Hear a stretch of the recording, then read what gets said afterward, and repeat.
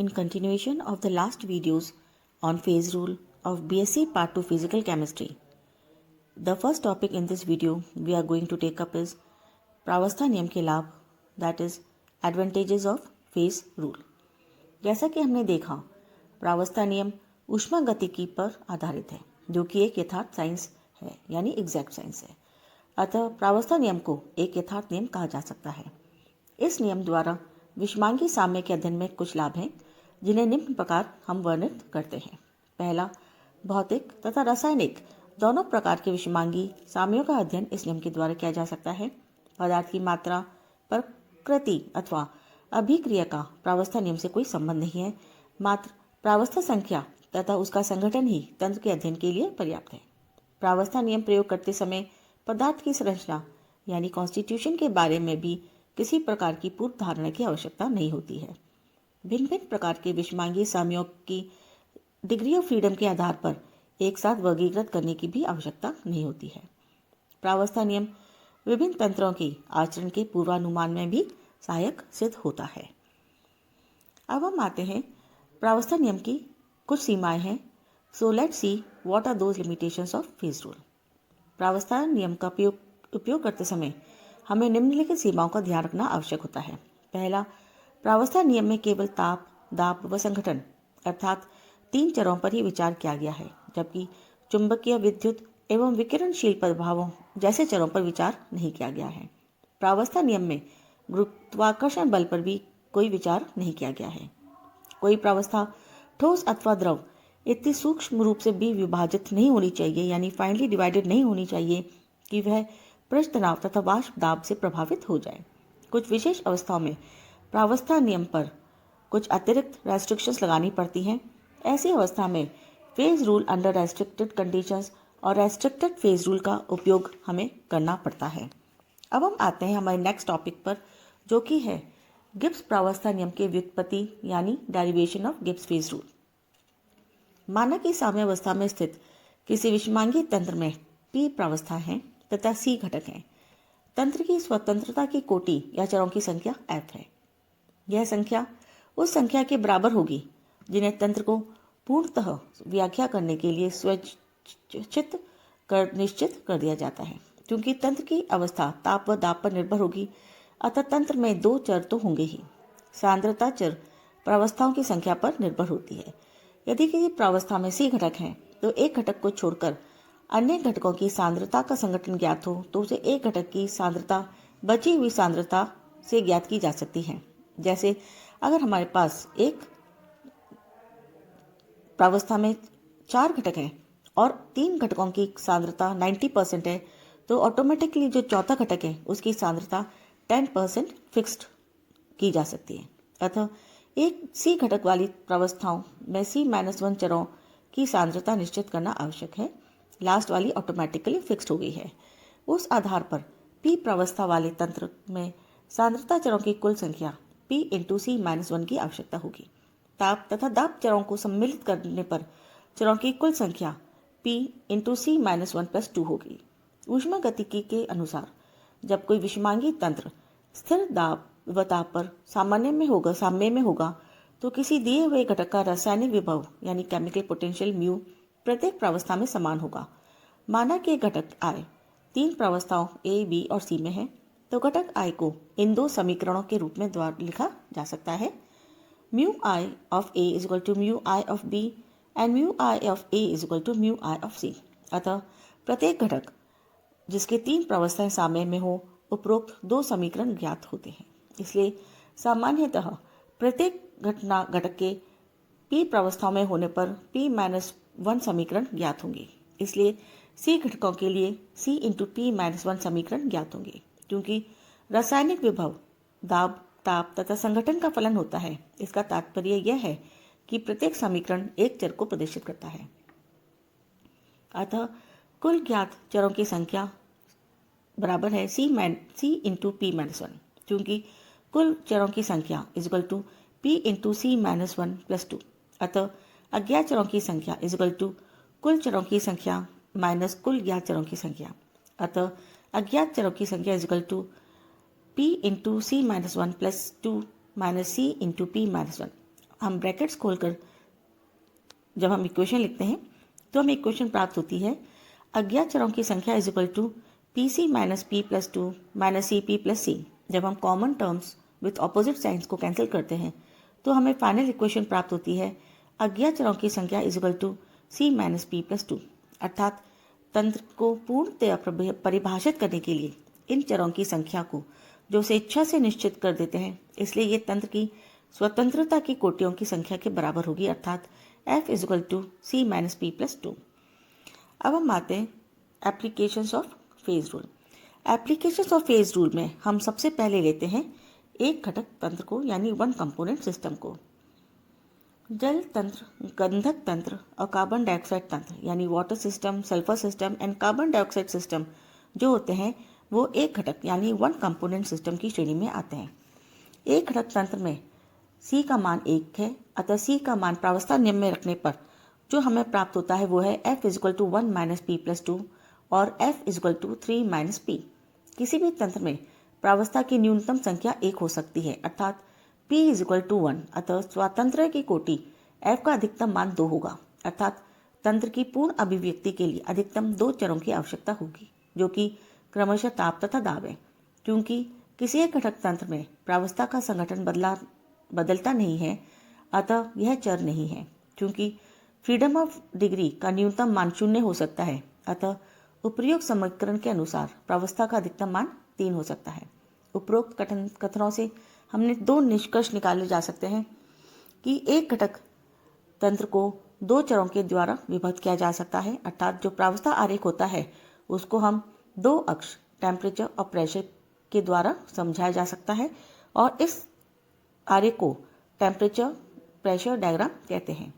और एक घटक तंत्र में अधिक से अधिक 3 प्रावस्थाएं साम्य में रह सकती हैं। अब हम वाटर सिस्टम की स्टडी करते हैं। वाटर सिस्टम जो होता है वह एक घटक तंत्र है, यानी वन कंपोनेंट सिस्टम है।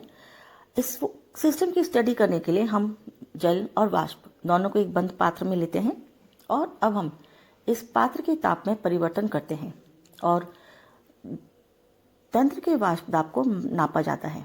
टेम्परेचर व प्रेशर के इन मानों से भिन्न भिन्न वक्र प्राप्त होते हैं, यानी हर टेम्परेचर पर प्रेशर को हम नापते हैं तो हमें 3 कर्व मिलते हैं, AO, OC तथा OB।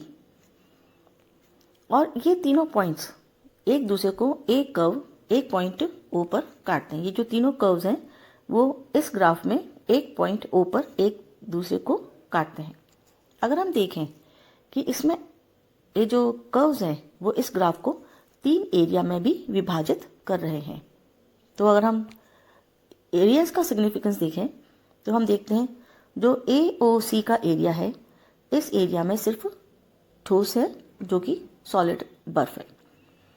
तो इस क्षेत्र में केवल एक प्रावस्था है, दैट इज बर्फ। अतः P का मान आया 1 और C कंपोनेंट 1 है, और यह मान अगर हम प्रावस्था नियम में रखते हैं तो F is equal to 1 minus 1 plus 2, तो डिग्री ऑफ फ्रीडम आता है 2, यानी इस एरिया में किसी भी पॉइंट का जो डिग्री ऑफ फ्रीडम होता है वह 2 प्राप्त होता है। अतः इस क्षेत्र में तंत्र को पूर्णतया अभिव्यक्त करने के लिए टेम्परेचर तथा प्रेशर दोनों को ही निश्चित करना आवश्यक है। चित्र से हमको यह बात भी स्पष्ट हो जाती है कि इस क्षेत्र में किसी भी बिंदु को फिक्स मतलब इस टोटली डिफाइन करने के लिए हमें टेम्परेचर और प्रेशर यानी 2 एक्सिस यानी 2 कोऑर्डिनेट्स की आवश्यकता होती है। इस प्रकार ये जो एरिया है, इस एरिया में जो भी पॉइंट होगा उसको टोटली डिफाइन करने के लिए हमें 2 चर की आवश्यकता होती है। अतः ये जो सिस्टम है वह 2 चर सिस्टम है और डिग्री ऑफ फ्रीडम इसकी 2 है। अब हम बात करते हैं एरिया OAB की। ये OAB है और ये टेम्परेचर एक्सिस से घिरा हुआ है। इस क्षेत्र में भी केवल एक ही प्रावस्था है, यानी जो कि है गैस। अतः चूंकि घटकों की संख्या इसमें भी केवल 1 है, अतः प्रावस्था नियम के अनुसार इस क्षेत्र में भी तंत्र की स्वतंत्रता की कोटि 2 होगी, और तंत्र जो होगा इस एरिया में भी द्विचर होगा, यानी किसी भी पॉइंट पर उस तंत्र को टोटली डिफाइन करने के लिए हमें 2 फैक्टर्स की आवश्यकता होगी, टेम्परेचर और प्रेशर की। अतः हर पॉइंट इस एरिया में द्विचर होगा। अब हम बात करते हैं एरिया जो कि ओ सी और बी से घिरा हुआ है। ये जो दो कर्व्स हैं ओ सी और ओ बी, इनके बीच में जो एरिया है उसमें पूरा सिस्टम सिर्फ एक फेज में है, दैट इज लिक्विड सिस्टम। चूंकि इस क्षेत्र में केवल प्रावस्था जल है यानी द्रव है, अतः इस क्षेत्र में भी तंत्र को पूर्णतः अभिव्यक्त करने के लिए हमें टेम्परेचर और प्रेशर दोनों की ही आवश्यकता होगी। क्योंकि हम देखते हैं कि इस एरिया में अगर कोई पॉइंट यहाँ है तो इस पॉइंट को टोटली डिफाइन करने के लिए हमें टेम्परेचर एक्सेस और प्रेशर एक्सेस दोनों के मान की आवश्यकता होगी।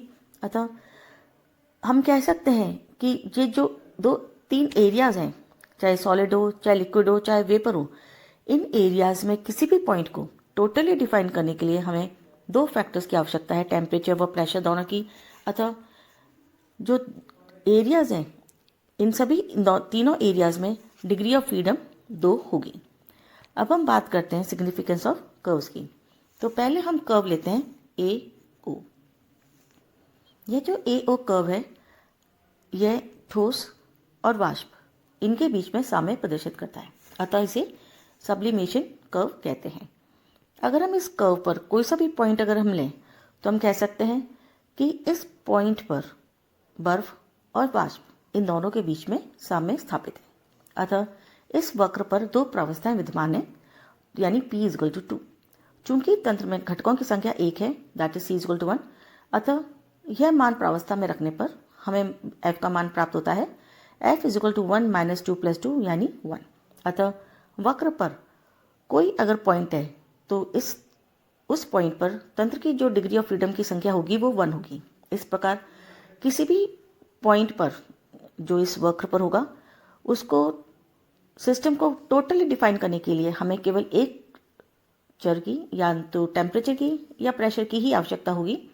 अगर हम एक चर को चूज करते हैं तो दूसरा जो चर है वह स्वतः ही फिक्स्ड हो जाता है। वक्र से यह भी स्पष्ट है कि दाब के प्रत्येक मान के लिए ताप का एक ही मान संभव होगा। वक्र के नीचे का सिरा A परम ताप तक जाता है, जिसके नीचे ताप करना संभव नहीं होता है।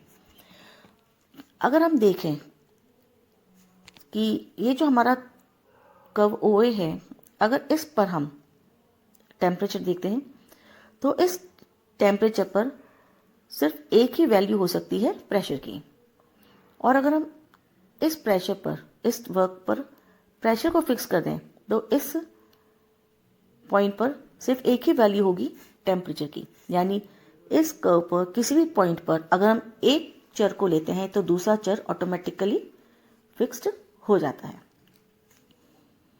अतः इस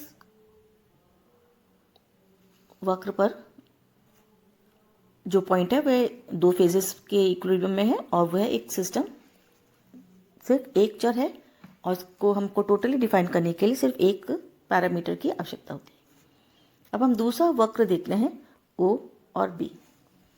यह जो वक्र है वह इस वक्र पर कोई भी पॉइंट अगर हम लेंगे तो यह पॉइंट लिक्विड यानी द्रव और वाष्प इसके बीच में साम्य स्थापित दिखाता है। अतः इसे हम जल का वाष्प दाब चक्र कहते हैं या वेपर प्रेशर कर्व कहते हैं, और इस वक्र पर निम्न साम्य स्थापित रहता है, दैट इज लिक्विड एंड वाष्प। अतः इस वक्र पर प्रत्येक बिंदु पर दो प्रावस्थाएं हैं एंड चूंकि C तो एक ही है, अतः जो F का मान आएगा वो भी 1 आएगा, अर्थात इस वक्र पर भी तंत्र एक चर होगा। वक्र पर अगर हम X पॉइंट देखें तो इस X पॉइंट पर जो टेम्परेचर है वह 100 डिग्री सेंटीग्रेड बताता है, क्योंकि इस ताप पर जल का वाष्प दाब एक वायुमंडल के बराबर है। जैसे जैसे तंत्र का ताप बढ़ाया जाता है वाष्प दाब बढ़ता जाता है। क्रांतिक ताप TC 374 पर जल और वाष्प का घनत्व समान हो जाता है और जल उपस्थित नहीं रहता है, इसलिए चित्र में यह बिंदु B के द्वारा प्रदर्शित किया जाता है। बिंदु B के बाद जल और वाष्प इन दोनों में जो अंतर होता है वह खत्म हो जाता है और सिर्फ एक ही हमें अवस्था मिलती है। B पॉइंट के बाद दो प्रावस्थाओं में नहीं रहता है, पूरा सिस्टम एक प्रावस्था में बदल जाता है। अब हम वक्र OC की बात करें तो ये जो वक्र OC पर कोई भी पॉइंट अगर होगा वह ठोस और द्रव, इन दोनों के बीच में साम्य दिखाता है, अतः इसे वह बर्फ का फ्यूजन कर्व कहते हैं। और इस वक्र पर बर्फ और जल दोनों के बीच में साम्य स्थापित रहता है। और चूंकि इस कर्व पर भी दो प्रावस्थाएं उपस्थित रहती हैं और चूंकि सी भी 1 है, अतः एफ भी इसका 1 होता है। तो अगर हम देखें तो ये जो 3 एरियाज है, ये 3 एरियाज में प्रावस्था 1 है और डिग्री ऑफ फ्रीडम 2 है सिस्टम की। और अगर हम वक्र देखें तो इन तीनों वक्र के कोई सा भी पॉइंट हम लें तो किसी भी पॉइंट पर जो सिस्टम है वह 2 प्रावस्थाओं में है और जो उस सिस्टम की डिग्री ऑफ फ्रीडम है उस पॉइंट पर वो 2 है।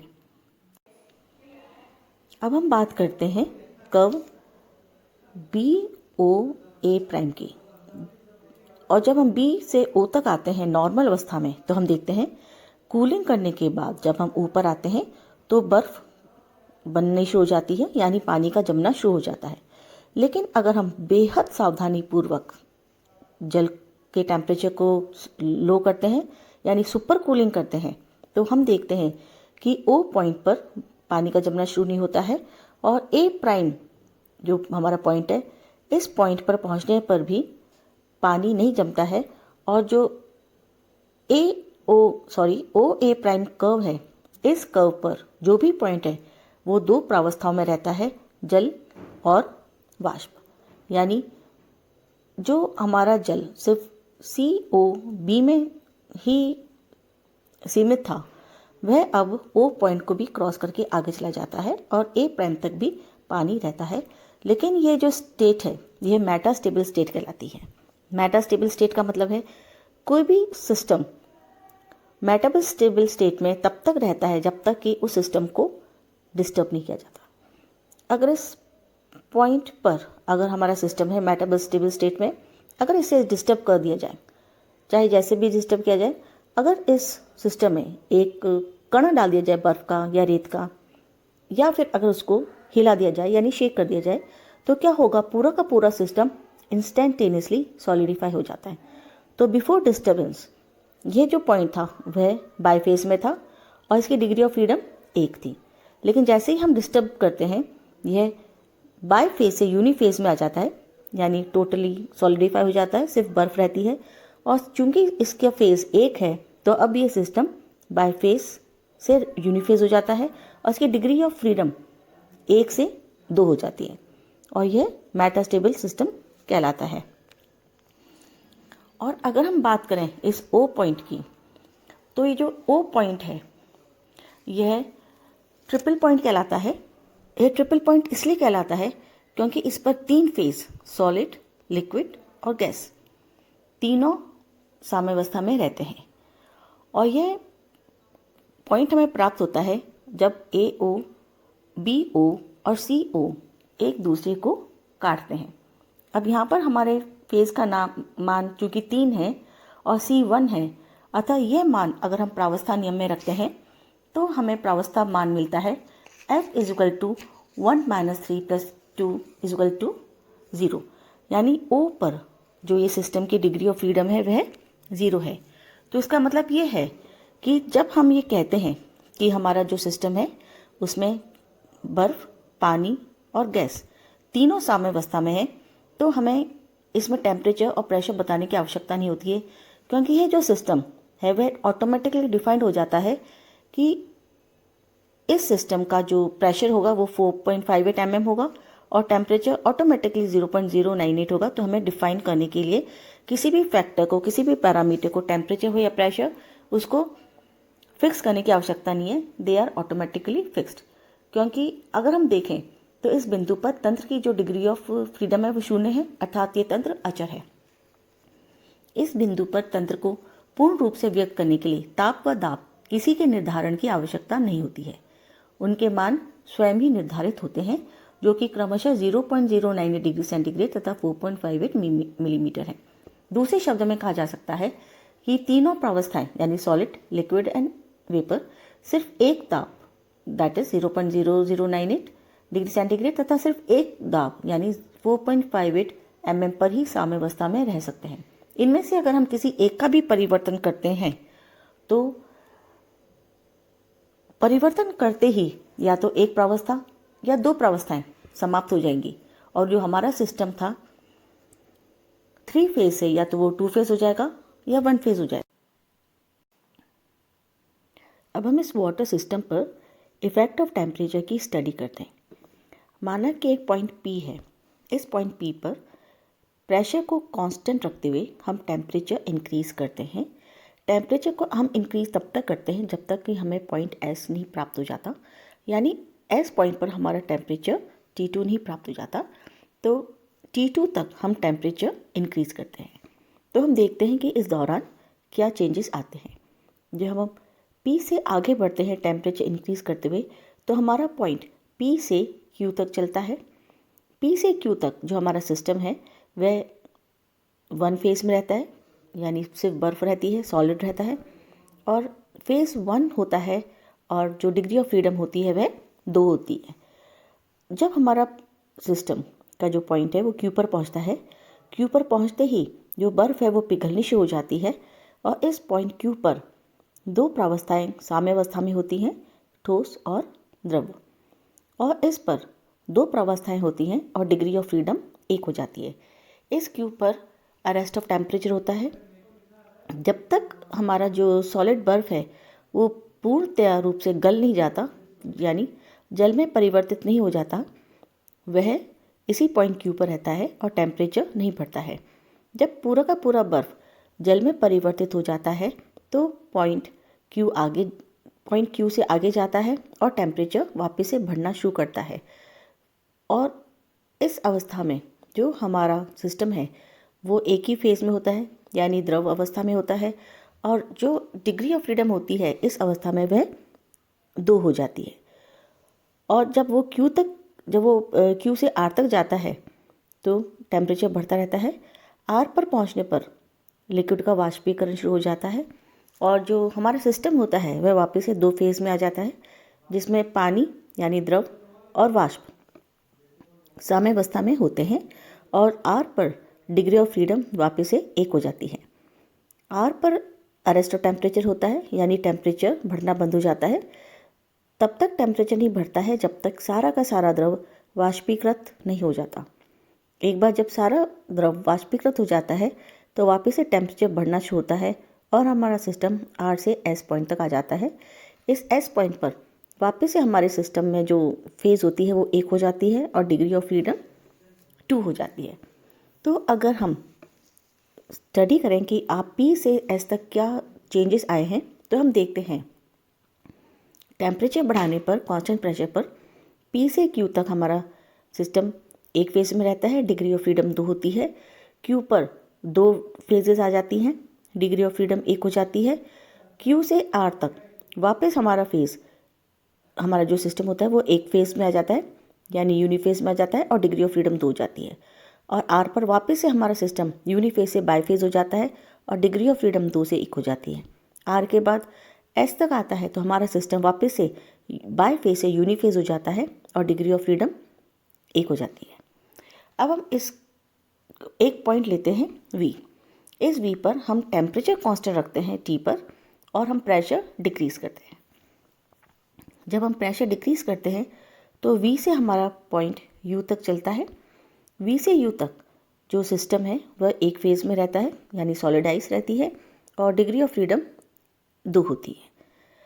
जब हमारा सिस्टम U पर आता है तो बर्फ़ का वाष्पीकरण शुरू हो जाता है और सिस्टम बाईफेज हो जाता है और डिग्री ऑफ फ्रीडम 1 हो जाती है। और जब तक पूरी की पूरी बर्फ़ वाष्पीकृत नहीं हो जाती सिस्टम इसी पॉइंट पर रहता है और प्रेशर कांस्टेंट रहता है।